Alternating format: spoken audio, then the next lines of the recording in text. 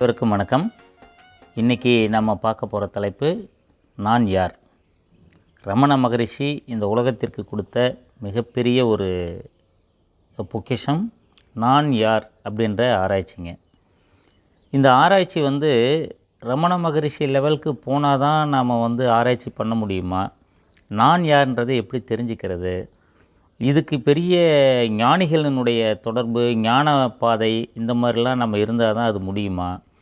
அல்லது இயல்பாக நாம் இப்போ இருக்கிற காலகட்டத்தில் இந்த ஆன்ம விசாரம், அதாவது ஆன்ம சம்பந்தப்பட்ட விஷயங்களை நம்ம ஆராய்ச்சி செய்து நம்ம தெரிஞ்சிக்க முடியுமா அப்படின்றது பல பேருடைய கேள்வியாக இருக்குங்க. இதில் மிக முக்கியமாக நம்ம கவனிக்க வேண்டியது, ஒருத்தர் ஒவ்வொருத்தருக்குமே பல முகங்கள் இருக்குது. ஒருத்தர் அப்பாவாக இருக்கார், அவரோட அப்பாவுக்கு அவர் பையனாக இருக்கார், அவங்க பேர குழந்தைகளுக்கு தாத்தாவாக இருக்கார், அவங்க மனைவிக்கு ஹஸ்பண்டாக இருக்கார், சித்தப்பாவாக இருக்கார், பெரியப்பாவாக இருக்கார், இருக்கார். இப்படி பல வகையான முகங்கள் ஒவ்வொருத்தருக்குமே இருக்குது. இதில் உண்மையாலுமே அவர் யார் அப்படின்றத தெரிஞ்சுக்கிறது தான் இந்த பகுதியினுடைய மிக முக்கியமான ஒரு ஆராய்ச்சி மனப்பான்மை. இப்போ நான் யாருன்றதை எப்படி தெரிஞ்சுக்கிறது? பகவான் ஸ்ரீகிருஷ்ணர் 3 வகையான யோகங்கள் பற்றி சொல்லியிருக்காரு. கர்மயோகம், ஞான யோகம், பக்தி யோகம். முதல்ல கர்மயோகம்.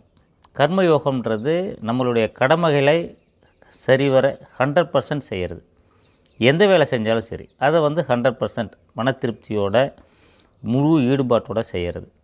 பக்தி யோகம்ன்றது இப்போ இறைவனை தலைவனாகவோ அல்லது காதலனாகவோ ஏதோ ஒரு ரூபத்திலேயோ நம்ம மனசில் நினச்சிட்டு அவர் மேலே பக்தி பண்ணுறது.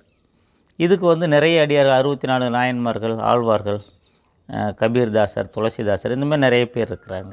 ஹனுமான் கூட அந்த மாதிரி பக்தி யோகத்தில் இருந்தவர் தான். அதுக்கடுத்தது ஞான யோகம். ஞான யோகம்ன்றது தியானத்தின் மூலமாக இந்த பரம்பொருள், இந்த யூனிவர்ஸ் எப்படி உருவாச்சு அந்த மாதிரியான ஆன்ம விசாரம். அதுக்கு ரமணர், சேஷாத்ரி, அந்த மாதிரி இன்னும் நிறைய ஞானிகள் அதில் அந்த மாதிரியான ஒரு ஆராய்ச்சி மனப்பான்மையில் உள்ளே போயிருக்காங்க. ஸோ நதிகள் பலவாக இருந்தாலும் கடல் ஒன்று தான். நம்ம சேர வேண்டிய இடம் அப்படின்றது பார்த்திங்கன்னா ஒரே இடம்தான். பல நதிகள் இருக்கலாம், இது சேர வேண்டிய இடம் ஒன்று தான். சரிங்க, இதுக்கும் நான் யாருக்கும் என்னங்க சம்மந்தம் அப்படின்னாக்கா, உண்மையாலுமே நீங்கள் பல முகமூடிகள் தான் போட்டுட்ருக்கீங்களே தவிர உண்மையான முகத்தை நீங்கள் பார்க்குறதுக்கு தவறிடுறீங்க. அந்த உண்மையான முகத்தை பார்க்குறதினுடைய தன்மை என்னன்றதை உங்களுக்கு விளக்கக்கூடிய பதிவு தான் இந்த பதிவு. இப்போ நான் யார் அப்படின்றதில் மிக முக்கியமாக நம்ம கவனிக்க வேண்டியது, ஆள் மனசில் ஒருத்தர் இருக்கார், ஒரு குழந்தை இருக்குது. அந்த குழந்தையை உணர்றது தான் இந்த பகுதியினுடைய மிக முக்கியமான வெளிப்பாடு. இப்போ ஒரு பெண் இருக்காங்க, அவங்க வீட்டில் இயல்பாக இருப்பாங்க, துணி களைஞ்சிருந்தால் கூட அவங்களுக்கு ஒன்றும் தெரியாது.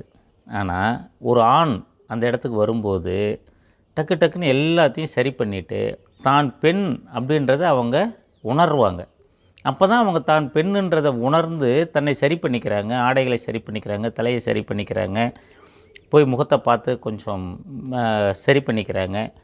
அதே மாதிரி ஒரு ஆண் ஒரு பெண்ணால் கவனிக்கப்படும் போது தான் நம்ம நல்லா ட்ரெஸ் பண்ணணும், நல்லா மேக்கப் பண்ணிக்கணும், நல்ல தலை வாரணும், நல்ல பண்புகளோடு இருக்கணும் அப்படின்றத உணர்றார். ஸோ எதிரடியான செயல்கள், அவருக்கு ஆப்போசிட் ரியாக்ஷன் ஒன்று நடக்கும்போது அவர் தன்னைத்தான் உணர்றதுக்கு முயற்சி பண்ணுறார். அந்த மாதிரியான ஒரு விஷயந்தாங்க இன்றைக்கி நம்ம பார்க்க போகிறது. நான் யார் அப்படின்றது ஞான யோகத்தின் மூலமாக உள்ளுக்குள்ளே நம்ம தியானத்தின் அடிப்படையில் மூச்சை கவனித்து தியானத்தை மேம்படுத்தி எண்ணங்களை குறைச்சிட்டு எண்ணங்களை முழுமையாக கட்டுப்படுத்தி எண்ணங்களே இல்லாத சூழ்நிலைக்கு வர வைக்கிறதுன்றது மிகப்பெரிய ஒரு விஷயம்.